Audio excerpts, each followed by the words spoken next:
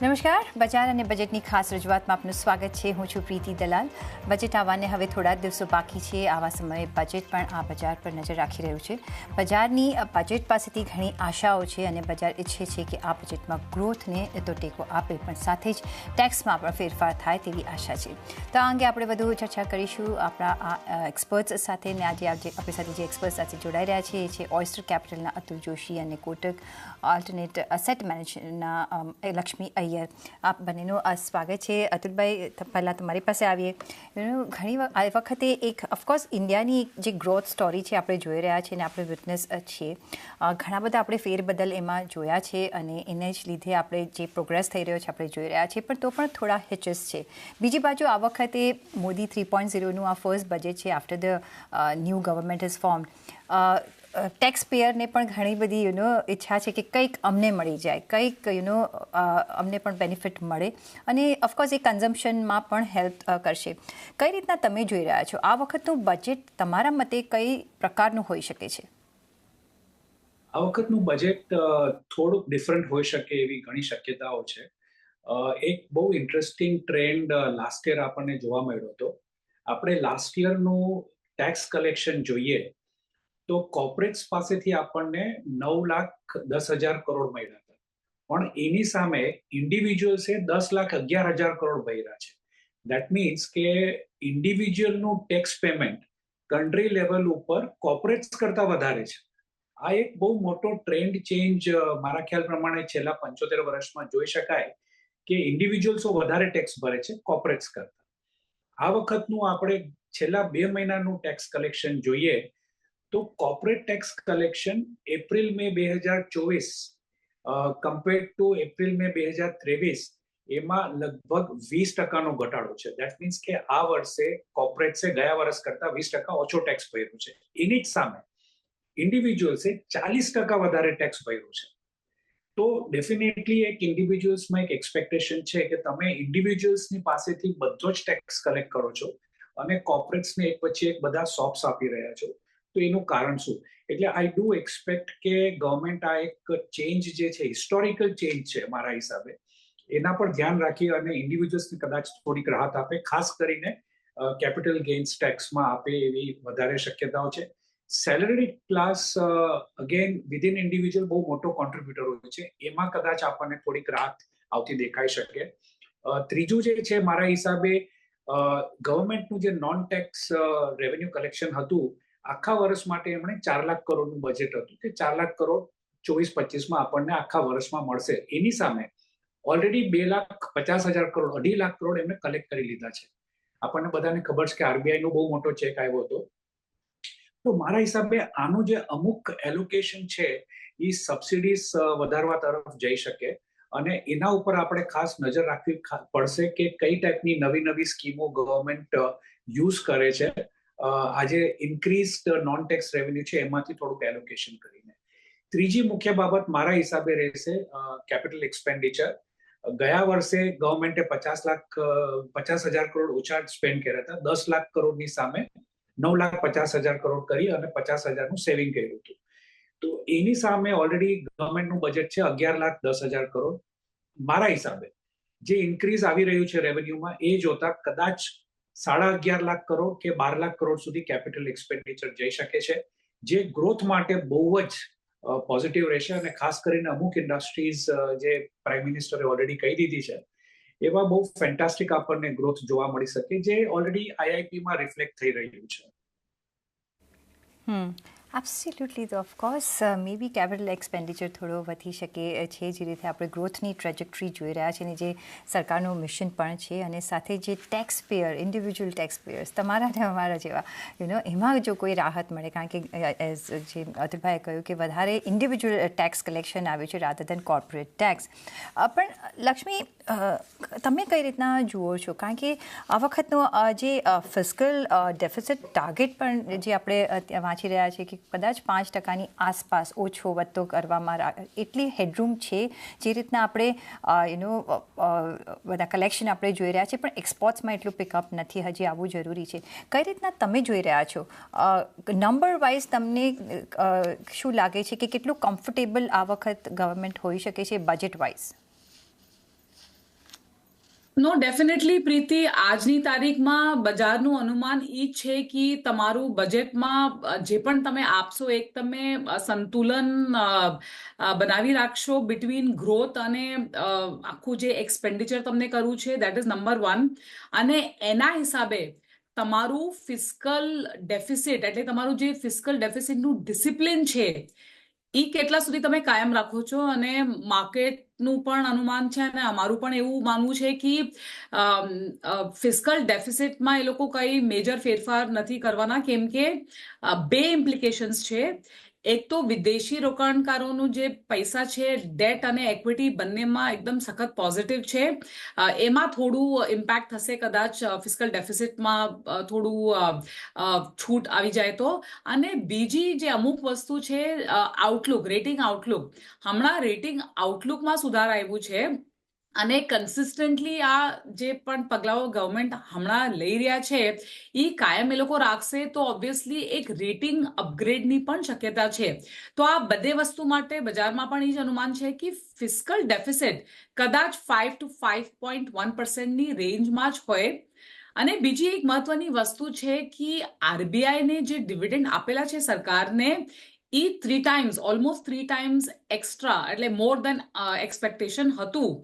તો એના પ્રમાણે પણ થોડું ઓબ્વિયસલી બચત આવશે ઓન ધ ફિસ્કલ ડેફિસિટ અને ઓછા બોરિંગ પણ જોવા મળે કદાચ. પણ એમાં પણ તમે થોડું એક્સપેન્ડિચરના તરફે તમે થોડું એને ડાયવર્ટ કરી શકો છો. તો આઈ થિંક ઓન બેલેન્સ આ એક મોટી વસ્તુ હોય માર્કેટ માટે. અને અમારું એવું માનવું છે કે ગ્રોથ ઇમ્પેટસ તો ડેફિનેટલી હોય આ બજેટમાં, પણ definitely not at the cost of fiscal indiscipline. Okay, તો not at the cost of fiscal indiscipline, એટલે એ આપણે જોઈશું કે એ એક લેવલ છે મેન્ટેન કરશે. પણ અતુલભાઈ, બીજી બાજુ આપણે અગર જોઈએ તો એઝ આઈ સેડ કે મોદી 3.0નું ફર્સ્ટ બજેટ છે અને ફાર્મર્સ અને એગ્રીકલ્ચર સેક્ટર પર ખાસ ધ્યાન આપવામાં આવ્યું છે અને આ વખતે કદાચ મે બી વધારે આપવામાં આવશે, કારણ કે આપણે ઘણા આંદોલન બી જોયા એમએસપીને લઈને. કઈ રીતના તમે જુઓ છો, કારણ કે આ જરૂરી છે રૂરલ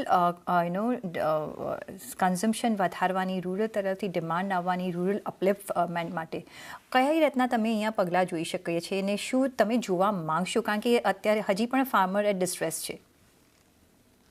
આમાં આપણે સબસિડીનું અમાઉન્ટ જોઈએ તો યર ઓન યર જે આપણી ફૂડ સબસિડી છે એ વધતી જઈ રહી છે. અને આજની તારીખમાં ટોટલ સબસિડીનું જે બજેટ છે એ 3.5 લાખ કરોડ જેટલું પહોંચી ગયું છે. તો ઓબ્વિયસલી એક જે પહેલા જ્યારે મોદીજી આવ્યા હતા 2014-15માં, ત્યારે એમણે એમ કીધેલું કે આપણે સબસિડીનું જે આખું સામ્રાજ્ય છે એને બંધ કરી દઈએ. તો એના બે ભાગ હતા. સબસિડી ટિપિકલી રૂરલ માટે જતી હતી અને બીજું રૂરલમાં જે જતું હતું એ મનરેગા પ્રોગ્રામ હતું, જે રૂરલ એમ્પ્લોયમેન્ટ, ગેરંટીડ એમ્પ્લોયમેન્ટ 6 મહિનાથી વધારે, એ પ્રોગ્રામની ઉપર એમણે સારો એવો મોટો કાપ મૂક્યો હતો. છેલ્લા 3 વર્ષમાં એ આખો ટ્રેન્ડ આપણને ચેન્જ થતો જોવા મળે છે. ફૂડ સબસિડી અને ફર્ટિલાઇઝર સબસિડી બંને વધી રહ્યા છે. પેટ્રોલ ઓછું થઈ ગયું છે પણ ફૂડ અને ફર્ટિલાઇઝર બંને વધી રહ્યા છે. અને મનરેગાનું જે એલોકેશન હતું, જે રૂરલ એમ્પ્લોયમેન્ટ માટે બહુ જરૂરી છે, એમાં પણ આપણને વધારો થતો દેખાઈ રહ્યો છે.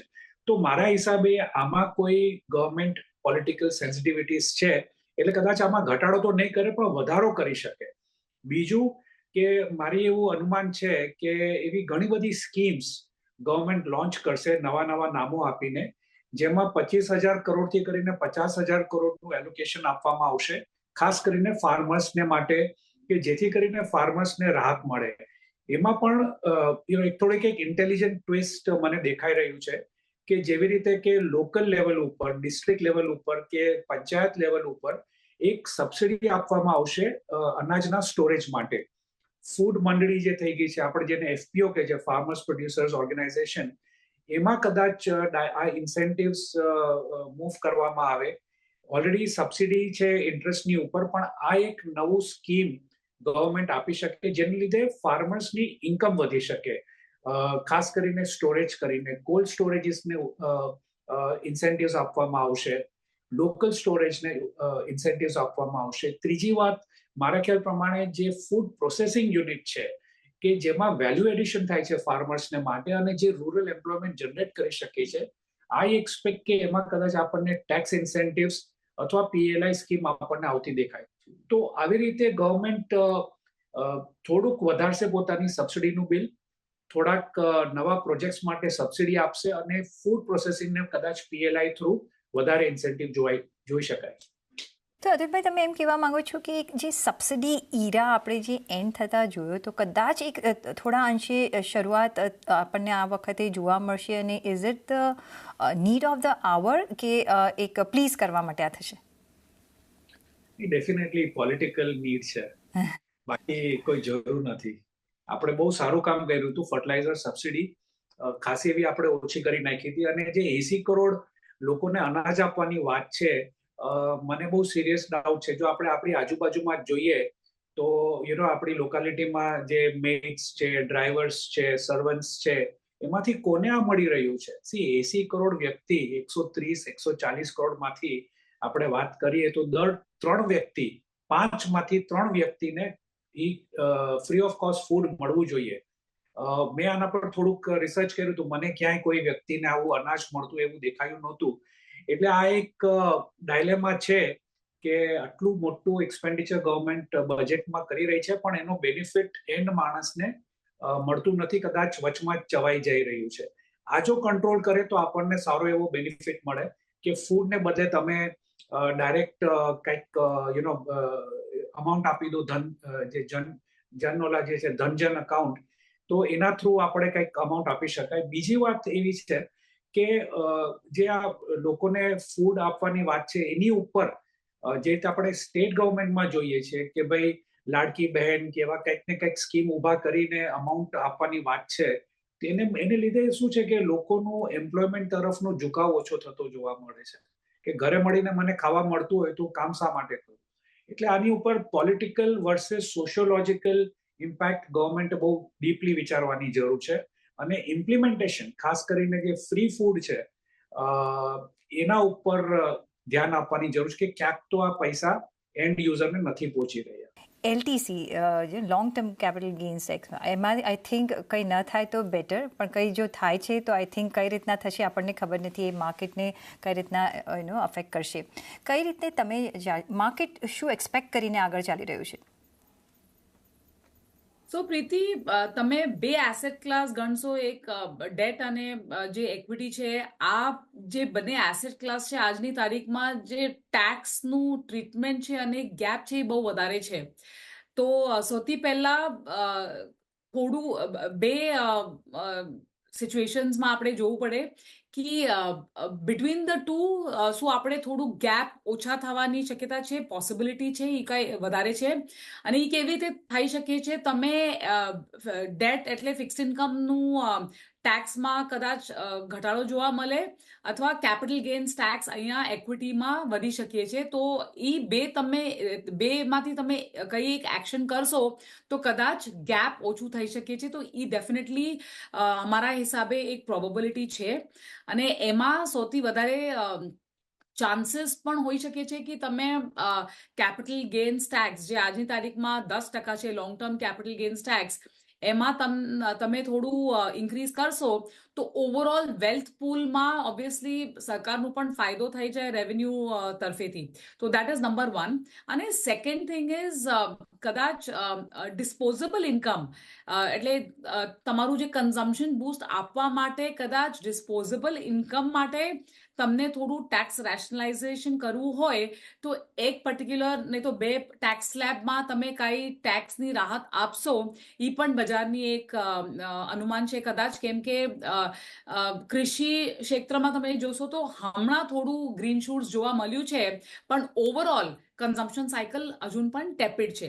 તો આ જે બે વસ્તુ છે આઈ થિંક ખાસ માર્કેટનું ડેફિનેટલી ઓબ્ઝર્વેશન રહેશે અને આમાં ડેફિનેટલી થોડું તો ટ્વીક્સ એક્સપેક્ટેશન છે માર્કેટના તરફે.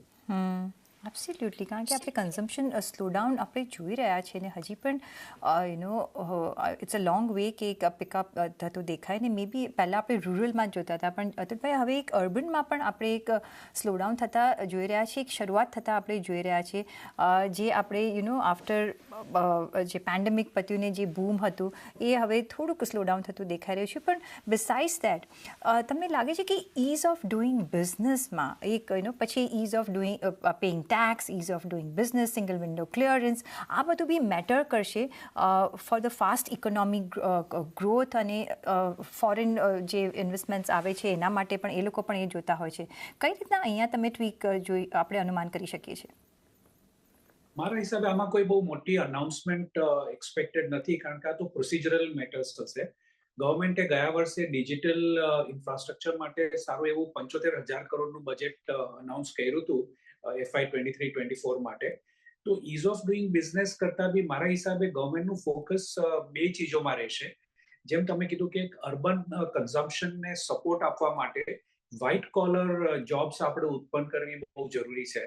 તો એક ડેટા આપણે જોઈએ તો ગયા વર્ષે 23-24માં ગવર્મેન્ટે કેપિટલ એક્સપેન્ડિચર આખું ફ્રન્ટ લોડ કર્યું હતું, અને એ ફ્રન્ટ લોડિંગને કારણે આપણને જોવા મળ્યું હતું કે પહેલા 3 ક્વાર્ટરનું GDP 8% કરતા ઉપર જતું રહેતું. આ વખતે આપણે જોઈએ તો પહેલા 2 મહિના જે ગયા છે એપ્રિલ અને મે, એમાં ગવર્મેન્ટનું એક્સપેન્ડિચર ખાસ કરીને કેપિટલ એક્સપેન્ડિચર આપણને ઓછું દેખાય છે compared to last year. Budget વધારે છે, બજેટ ઓલમોસ્ટ 30% વધારે છે, પણ એકચ્યુઅલ એક્સપેન્ડિચર ઓછું છે. 1,45,000 crore April May 2024 versus 1,67,000 April May 2023-24. તો ઓબ્વિયસલી એક ગવર્મેન્ટનું ફોકસ રહેશે કેપિટલ એક્સપેન્ડિચરને સડનલી તમે બહુ મોટો પુશ આવતા દેખાશે, અને એને લીધે અર્બન જોબ્સ ક્રિએશનમાં બહુ સારું એવું આપણને બેનિફિટ દેખાશે, જેને લીધે અર્બન કન્ઝમ્પશનને પણ સપોર્ટ મળશે. અને જે ડેવલપમેન્ટ થવાનું છે બીકોઝ ઇટ્સ કેપિટલ એક્સપેન્ડિચર, તો રૂરલ ઇકોનોમીને એક ઇનડાયરેક્ટ બેનિફિટ મળશે, જેમાં લેન્ડ એક્વિઝિશન આવી જાય, લોકલ લેવલ ઉપર કન્સ્ટ્રક્શન આવશે.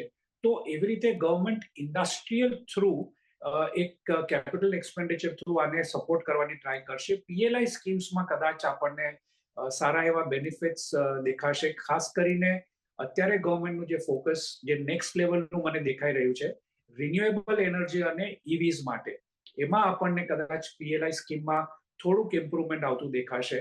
અને બાય એન્ડ લાર્જ આપણું સ્પેસિફિક આપનો ક્વેશ્ચન હતો ઇઝ ઓફ ડુઈંગ બિઝનેસ, મારા હિસાબે એમાં કોઈ બહુ ખાસ announcement I am not expecting. પણ આવી રીતે સપોર્ટિંગ ધ બિઝનેસ બહુ મોટા પાયે ગવર્મેન્ટની સ્કીમ આવશે એવું મને લાગી રહ્યું છે.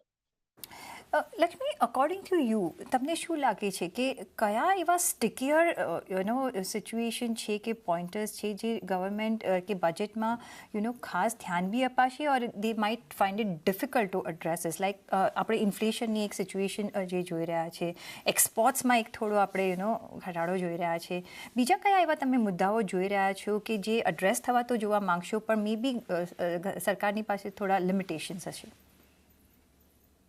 લિમિટેશનનું તો મને ખબર નહીં પ્રીતિ, પણ કન્ટિન્યુટી જોવાની બહુ જરૂરત છે. અને પોલિટિકલ કેપિટલ જે છેલ્લા ડિસ્પેન્સેશનમાં હતું કમ્પેર્ડ ટુ નાવ, ઓબ્વિયસલી હજુ 2 પાર્ટી જોડી રહ્યા છે, તો એના પ્રમાણે એ લોકોનું જે થોટ પ્રોસેસ અને આઈડિયોલોજી એ કેવી રીતે પેર થશે, આઈ થિંક માર્કેટ માટે એ બહુ જરૂરી છે. અને ડાયવેસ્ટમેન્ટ્સ, કેવી રીતે તમે ડાયવેસ્ટમેન્ટ્સ ને બઢાવા આપશો, પોઈન્ટ નંબર 1. અને સેકન્ડલી તમારું PSU નું શું વિચાર છે? એટલે પબ્લિક સેક્ટર અંડરટેકિંગ્સમાં વધારે ડાયલ્યુશન થશે આ વર્ષમાં, અને ત્યાંથી તમને કેટલું કલેક્શન આવવાની શક્યતા છે? આ જે અમુક પરિસ્થિતિ છે, કેમ કે છેલ્લા બજેટમાં પણ આપણે જોયું કે જે એક્સપેક્ટેશન હતું એના પ્રમાણે ઓબ્વિયસલી ઓછા કલેક્શન થયા. તો આઈ થિંક આ જે બે ત્રણ વસ્તુ છે અને ઓફકોર્સ કે ઓવરઓલ પોલિસી કન્ટિન્યુટી અને એમાં કોઈ મેજર ચેન્જ ના હોઈ શકે છે, કેમ કે ફિસ્કલ ડેફિસિટ શેર બજાર માટે હોય કે ડેટ માર્કેટ માટે હોય, વિદેશી રોકાણકારો માટે હોય કે ડોમેસ્ટિક રોકાણકારો માટે હોય, બહુ જ મહત્વની વિષય છે. અને આ જે બે ત્રણ સ્ટિકી ઇશ્યુઝ છે એમાં કદાચ ડિવિએશન ઇન સ્ટાન્સ હોય તો ઓબ્વિયસલી થોડી સંકટની વિષય છે. એબ્સોલ્યુટલી. પણ તમે અતુલભાઈ આઈ થિંક કંઈ કહેવા માંગતા હતા અને ડાયવેસ્ટમેન્ટ પોઈન્ટ પર હું કહેવા માંગીશ કે ઓલવેઝ એ રેકોર્ડ રહ્યો છે કે સરકારે ટાર્ગેટ નથી મીટ કરી શકી. પણ અતુલભાઈ તમે કંઈ કહેવા માંગતા હતા? જી, મને તમારો પ્રશ્ન બહુ જ ગમ્યો હતો કે એવી રીતે શું બોટલનેક્સ આવી શકે, કયા પ્રશ્નો આવી શકે, અને એમાં સૌથી ઇમ્પોર્ટન્ટ ચીજ જે ગવર્મેન્ટને બહુ જ નડે છે અને તે છે ઇન્ટરેસ્ટ પેમેન્ટ. આપણે વર્ચ્યુઅલી જો આપણે ભારતની ઇકોનોમીને એક કોર્પોરેટ તરીકે જો એનાલાઇઝ કરીએ તો આપણે વર્ચ્યુઅલ ડેટ ટ્રેપમાં ફસાઈ ગયા છીએ. દાખલા તરીકે આપણે જોઈએ કે આવતા વર્ષે આપણું જે ઇન્ટરેસ્ટનું પેમેન્ટ છે એ લગભગ 12 લાખ કરોડ જેટલું થવાનું છે. 11,90,000 કરોડ ઇન્ટરેસ્ટનું પેમેન્ટ, જે આપણા રેવન્યુના લગભગ 40% જેટલું છે. દેટ મીન્સ કે આપણું જે ટેક્સ રેવન્યુ આવે છે એમાંથી 40% તો આપણે ઇન્ટરેસ્ટ આપવામાં આવીએ છીએ. અને આ વર્ષોથી ટ્રેન્ડ ચાલી રહ્યો છે, વર્ષોથી. આપણે 35 અને 40 ની વચમાં જ છીએ, આપણે એને ઓછું કરી શકતા નથી. બીજી રીતે આપણે મૂલવીએ કે આપણું જે નેટ બોરોઈંગ છે એ નેટ બોરોઈંગ ફક્ત ને ફક્ત ઇન્ટરેસ્ટ પેમેન્ટ કરવામાં જ જાય છે, એમાંથી કોઈ કેપિટલ એક્સપેન્ડિચર થતું નથી. તો એનો અર્થ એમ થાય કે આપણે બોરો કરીએ છીએ, એના પર વ્યાજે આપીએ છીએ, પણ એ ફક્ત વ્યાજ ભરવા માટે. તો આ એક સિચ્યુએશન બહુ સ્ટિકી છે અને એમાં ગવર્મેન્ટ કંઈ કરી શકે એવું ઓછું છે. આરબીઆઈએ થોડાક સ્ટેપ લઈ થોડીક પ્રુડન્સ દેખાડી અને એકવાર ઇન્ફ્લેશનને સાઈડમાં મૂકીને ફિસ્કલના કન્સિડરેશનને રાખી અને ઇન્ટરેસ્ટ રેટ ઓછા કરે તો આપણું ઇન્ટરેસ્ટ ટુ રેવન્યુ કદાચ નીચે આવે. જી, આઈ હોપ આપણને બધા સાંભળી રહ્યા છે, બિકોઝ પ્રી જે ડિસ્કશન હોતા હોય છે લક્ષ્મી અને અતુલ, આઈ ઓલવેઝ બિલીવ કે આપણે બધા જ ફાઇનાન્સ મિનિસ્ટર બની જતા હોય છે અને that we get that privilege. પણ આઈ હોપ કે આ વખતે જે બજેટમાં થાય એ બધા માટે સારું થાય, પછી ઇકોનોમી હોય, ટેક્સ પેયર હોય કે કન્ટ્રીના ગ્રોથ માટે હોય. બટ ઓન દેટ નોટ, અતુલભાઈ અને લક્ષ્મી, ઘણો આભાર તમારો અમારી સાથે જોડાવા બદલ અને આપના વેલ્યુબલ વ્યૂ પોઈન્ટ્સ અમારી સાથે શેર કરવા બદલ. અને સાથે જ મને પણ આપશો રજા, પણ જોડાયેલા રહેજો CNBC વિચાર સાથે. નમસ્કાર.